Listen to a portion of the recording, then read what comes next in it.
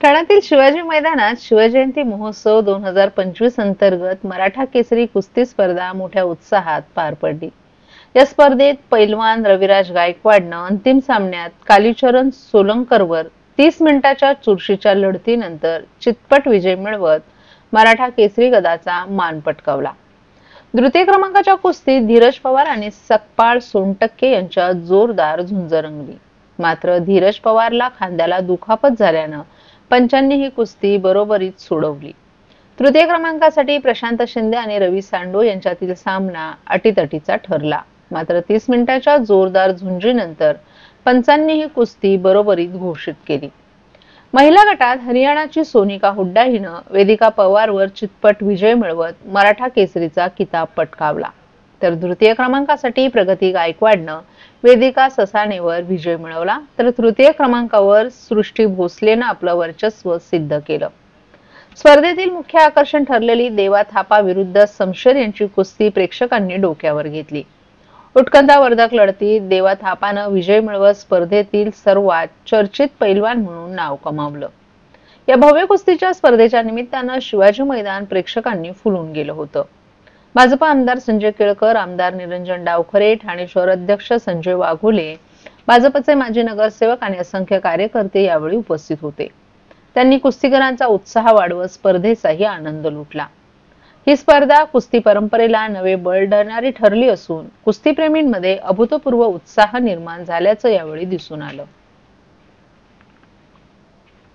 पाहायला मिळणार आहे कशा प्रकारच्या कुस्त्या असणार आहे, कोण किती स्पर्धक आहेत, मुख्य आकर्षण कोण आहे? शिवजयंती निमित्त आम्ही गेल्या 2 वर्षापासून इथे शिवजयंती निमित्त आम्ही इथे आखाडा भरवत आहोत कुस्तीचा, जेणेकरून आपल्या ठाणेकरांना एक संधी भेटते बघायसाठी। आणि इथे राष्ट्रीय आणि आंतरराष्ट्रीय दोन्ही प्लेयर इथे आलेले आहेत। त्याच्यात सर्व आकर्षण देवा थापा आहे, त्याला बघायसाठी लोकांनी गर्दी केलेली आहे। तुम्ही बघाल लोकांचा उत्साह खूप आहे आणि शिवजयंती निमित्त खरोखर खूप ठाण्यामध्ये आनंदाचं वातावरण आहे। मी ठाणेकरांना विनंती करतो की त्यांनी या संधीचा लाभ घ्यावा आणि इथे कुस्ती बघायला यावं। किती कुस्त्या आता या मैदानामध्ये? टोटल 85 स्पर्धक इथे आलेले आहेत आणि त्याच्यामध्ये मुख्य आकर्षण देवा थापा हा आहे।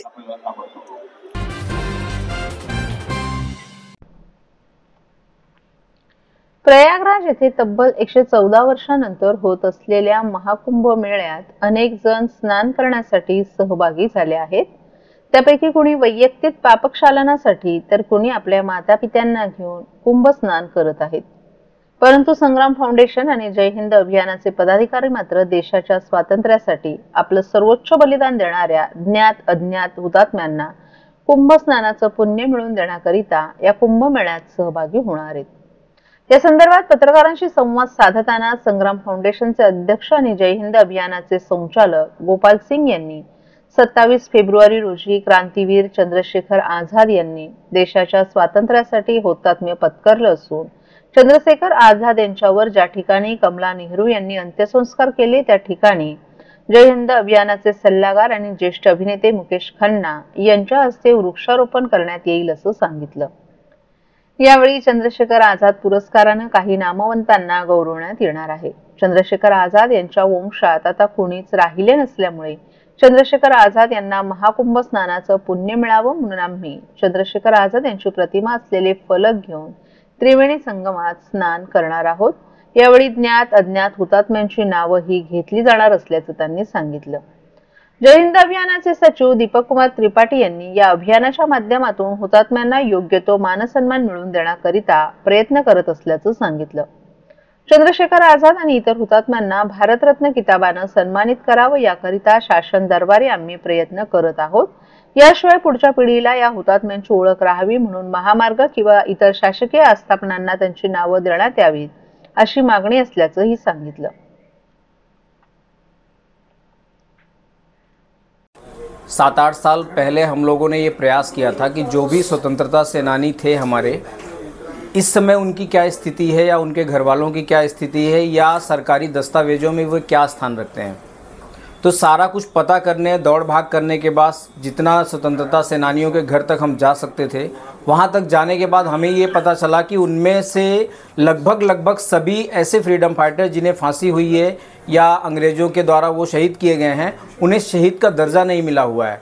ना उनमें से किसी को भारत रत्न मिलता है, ना उनमें से किसी को भी पद्म भूषण, पद्म विभूषण या बहुत सारी योजनाएं बनती हैं उनके नाम पे, ना तो बहुत विशेष कोई रेलवे स्टेशन या एयरपोर्ट ऐसी चीज़ें भी नहीं मिलती, यूनिवर्सिटीज़ नहीं मिलती। तो हमको लगा ये प्रयास करना चाहिए, क्योंकि इतिहास उन्हीं को याद रखेगा जो कहीं ना कहीं लिखित रूप में शामिल होंगे। तो हमारा प्रयास यही है कि सरकार के किसी भी दस्तावेज में इन्हें लिखित तौर पे सम्मान दे दिया जाए। मौखिक सम्मान तो है ही, हम लोग ये मानते हैं कि भगत सिंह हो, राजगुरु जी हों, सुखदेव जी हों, शहीद चंद्रशेखर आज़ाद हों, ये लोग भारत रत्न या पद्म भूषण से बहुत बड़े हैं, इनका कद बहुत ऊंचा है। सवाल ये उठता है कि क्या 500 साल के बाद वाली पीढ़ी को भी इनके संघर्ष के बारे में पता होगा? तो हम ये प्रयास कर रहे हैं, अगर कहीं लिखित होगा तो पता तब भी चलेगा। यही उद्देश्य है जय हिंद अभियान का। अभी जो ये अभियान है 27 फरवरी को चंद्रशेखर आज़ाद जी शहीद हुए थे अल्फ्रेड पार्क में, जो अब आज़ाद पार्क के नाम से जाना जाता है। तो 27 फरवरी को हम लोग हर वर्ष कुछ न कुछ अभियान का हमारा ये मुख्य तारीख बन चुका है। तो हम जब जाएंगे 27 तारीख को, तो आज़ाद जी के नाम पे वृक्षारोपण करेंगे, उनके नाम पे हम कुंभ स्नान करेंगे, उनकी प्रतिमा पे माल्यार्पण करेंगे, वहाँ पे भी पत्रकारों से बात करके उनके बारे में जागरूकता फैलाएंगे, अभियान की क्या मांगे हैं वो बताएंगे, और कुछ विशेष लोगों को आज़ाद सम्मान से सम्मानित करेंगे।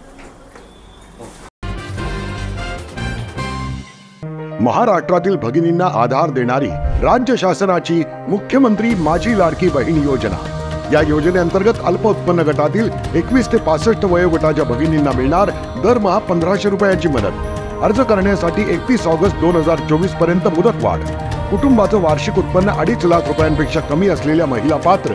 कुटुंबाकडे पिवळं किंवा केशरी रेशन कार्ड असल्यास उत्पन्नाचा दाखला आवश्यक नाही। पांढरं रेशन कार्ड असेल किंवा रेशन कार्ड नसेल तर कुटुंबाचं वार्षिक उत्पन्न 2.5 लाखांपेक्षा कमी असल्याचा दाखला आवश्यक। योजनेसाठीचा ऑनलाईन अर्ज नारी शक्ती दूत ॲप वरून किंवा पोर्टलवर भरता येईल। ज्या भगिनींना ऑनलाईन अर्ज भरता येत नसेल त्यांच्यासाठी अंगणवाडी, ग्रामपंचायत, वॉर्ड ऑफिस, सेतू सुविधा केंद्रामध्ये किंवा आशाताई बचत गटाच्या CRP यांची मदत उपलब्ध। आता आपल्याला अभिमानाने म्हणता येईल, सुखी आणि सुरक्षित आहे माझी लाडकी बहीण।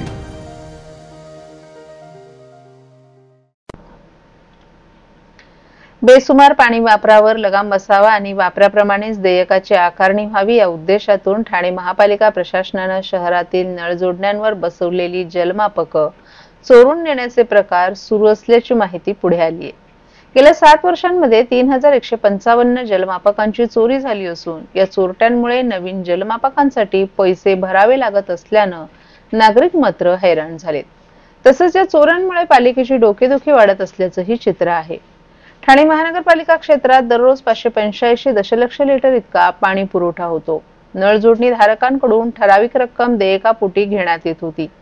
यामुळे काही नागरिक पाण्याचा बेसुमार वापर करताना दिसून येत होते। अनेक ठिकाणी रस्ते आणि वाहने धुण्यासाठी नागरिक पाण्याचा वापर करत होते। ठाणे महापालिकेच्या सर्वसाधारण सभांमध्येही यासंबंधीचे मुद्दे उपस्थित झाले होते। त्यावेळेस असे प्रकार रोखण्यासाठी उपाययोजना करण्याची मागणी लोकप्रतिनिधींकडून करण्यात आली होती। यामुळे बेसुमार पाणी वापरावर लगाम बसावा आणि वापराप्रमाणेच देयकाची आकारणी व्हावी या उद्देशातून ठाणे महापालिका प्रशासनाने शहरातील नळ जोडण्यांवर जलमापक बसवण्याचा निर्णय घेतला होता। या निर्णयानुसार 2019 मध्ये शहरातील नळ जोडण्यांवर जलमापके बसवण्यास सुरुवात झाली।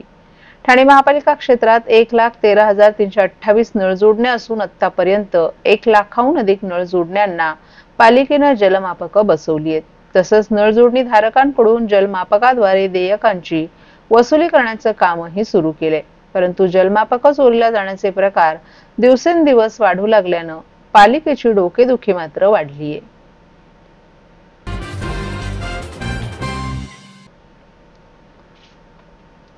राज्यातील पोलीस दलासाठी सर्वात मोठी स्पर्धा असलेल्या महाराष्ट्र पोलीस क्रीडा स्पर्धा 12 वर्षांनंतर पुन्हा एकदा ठाणे शहरात आयोजित केल्या जाणार आहेत। या स्पर्धेत राज्यभरातील सुमारे 3,500 पोलीस अधिकारी आणि कर्मचारी सहभाग घेणार आहेत।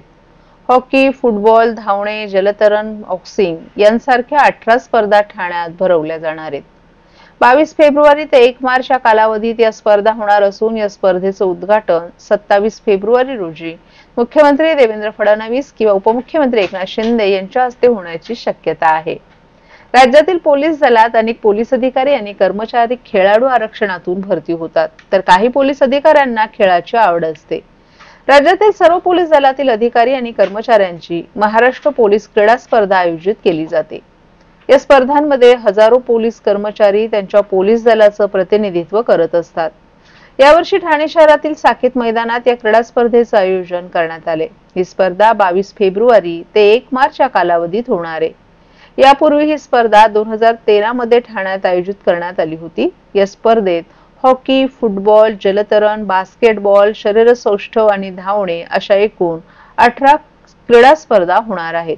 यातील काही स्पर्धा या साकेत मैदानावर होणार आहेत, तर काही स्पर्धा ठाणे पोलिसांच्या सिद्धी सभागृह पोलीस कवायत मैदानात होणार आहेत। या स्पर्धांमध्ये राज्यभरातील सुमारे 3500 पोलीस खेळाडू सहभागी होणार आहेत। या स्पर्धा 22 फेब्रुवारी पासून सुरू होणार असल्या तरी त्याचं उद्घाटन 27 फेब्रुवारी रोजी होणार असल्याची माहिती पोलीस सूत्रांनी दिली आहे। स्पर्धेच्या उद्घाटनासाठी मुख्यमंत्री देवेंद्र फडणवीस किंवा उपमुख्यमंत्री एकनाथ शिंदे उपस्थित राहण्याची शक्यता आहे। स्पर्धेत विजेते झालेल्यांचा पारितोषिक देऊन गौरवही केला जाणार आहे।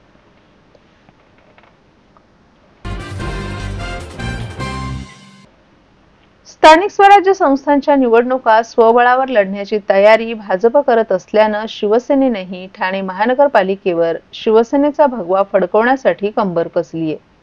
या निवडणुका महायुतीत लढल्या जाणार की नाही याबाबत सध्या चित्र स्पष्ट होत नसलं तरी भाजप शिवसेनेत या निमित्तानं संघर्षाची ठिणगी आतापासूनच पडल्याचं स्पष्ट झाले। ठाणे महानगरपालिकेच्या आगामी निवडणुकींसाठी शिवसेनेनं जोरदार तयारी सुरू केली आहे। नुकतीच शिवसेनेचे प्रमुख पदाधिकारी, महिला आघाडी पदाधिकारी तसंच विविध स्तरांवरील कार्यकर्त्यांची महत्त्वपूर्ण बैठक काल पार पडली। ही बैठक केवळ चर्चा करण्यापुरती मर्यादित राहिली नाही, तर तिचं रूपांतर एका भव्य मेळाव्यात झालं। या बैठकीत प्रभाग, विभाग, वॉर्ड आणि शाखा पातळीवर संघटनात्मक बांधणीला अधिक बळकटी देण्यावर भर देण्याबाबत शिवसेनेची सदस्य नोंदणी मोहीम प्रभावीपणे राबवून पक्षाचा विस्तार आणि जनसंपर्क अधिक बळकट करण्याबाबत रणनीती ठरवण्यात आली। कार्यकर्त्यांनी आपल्या परिसरातील नागरिकांपर्यंत जाऊन शिवसेनेच्या कार्याची माहिती द्यावी, त्यांना पक्षात सामावून घेण्याचा आणि घराघरात शिवसेनेचा विचार पोहोचवण्याचे निर्देश शिवसेना ठाणे जिल्हा प्रमुख खासदार नरेश म्हस्के यांनी दिलेत। आनंद दिघे यांच्या विचारसरणीचा वारसा चालवणारे आणि ठाण्याचा तसंच संपूर्ण महाराष्ट्राचा विकास करणारे उपमुख्यमंत्री एकनाथ शिंदे यांच्या मार्गदर्शनाखाली ठाण्यात उल्लेखनीय प्रगती झाली आहे। अनेक लोकोपयोगी योजना आणि कामं करण्यात आली आहेत। या सर्व कामांची माहिती अधिकाधिक ठाणेकरांपर्यंत पोहोचवण्याची आणि 24 तास जनसेवेत कार्यरत राहून लोकांच्या मनात शिवसेनेची ताकद आणखी दृढ करण्याची जबाबदारी यावेळी पदाधिकाऱ्यांना देण्यात आली।